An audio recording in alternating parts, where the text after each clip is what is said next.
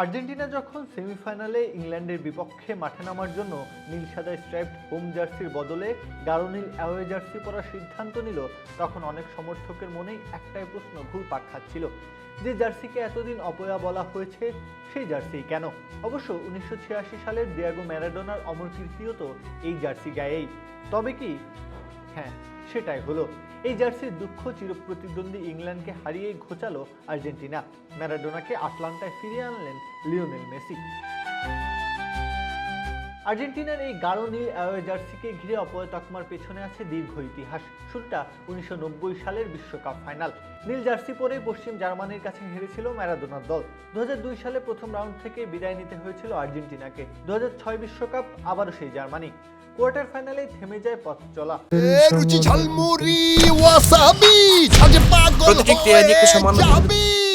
আর গায়ে ছিল এই অ্যাওয়ে জার্সি। এরপর সেই অভিশপ্ত 2014 ফাইনাল। এই নীল জার্সি বহন করেছিল বেদনার ভার। তাই তো ইংল্যান্ডের বিপক্ষে যখন এই জার্সিটাই বেছে নেয় আর্জেন্টিনা, তখন আশঙ্কা জেগেছিল, কেন এই অপয়া অভিশপ্ত জার্সি গায়ে চাপালো মেসিরা? এমনিতেও ইংল্যান্ডের সঙ্গে লড়াইটা ইতিহাস, আবেগ, প্রতিদ্বন্দ্বিতা আর আত্মমর্যাদার লড়াই। 1966 বিশ্বকাপে বিতর্কিত কোয়ার্টার ফাইনাল, 1982 সালের ফকল্যান্ড যুদ্ধ, এরপর 1986 বিশ্বকাপে ডিয়েগো ম্যারাডোনার হ্যান্ড অফ গড এবং শতাব্দীর সেরা গোল। সব মিলিয়ে এই দ্বৈরথ বিশ্ব ফুটবলের সবচেয়ে উত্তপ্ত লড়াইগুলোর একটি। মাঠে 90 মিনিটে যেন কয়েক দশকের ইতিহাসও পাশাপাশি দৌড়ায়।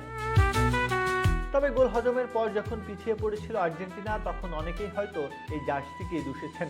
যদিও এবার আর দুঃখের নয়, সুখের স্মৃতি ফিরিয়ে এনেছে মেসির এই দল। 1986 সালে ম্যারাডোনার সেই অমর সৃষ্টি তো হয়েছিল এই জার্সি গায়ে চাপিয়েই। কোয়ার্টার ফাইনালে ইংল্যান্ডকে বধ করেছিল আর্জেন্টিনা, তখনও গায়ে ছিল এই অ্যাওয়ে জার্সি। সেই সুখস্মৃতি ফিরিয়ে আনতে চেয়েছিলেন মেসি। শ্রেষ্ঠত্ব তো শুধু ম্যারাডোনার একার নয়, মেসিরও। ম্যারাডোনার স্মৃতিতে মোড়া প্রতিদ্বন্দ্বিতায় মেসি যেন নতুন করে ফিরিয়ে আনলেন আর্জেন্টিনার গৌরবের সেই চিরচেনা গল্প। প্রত্যহ কাব্য, খেলা 71।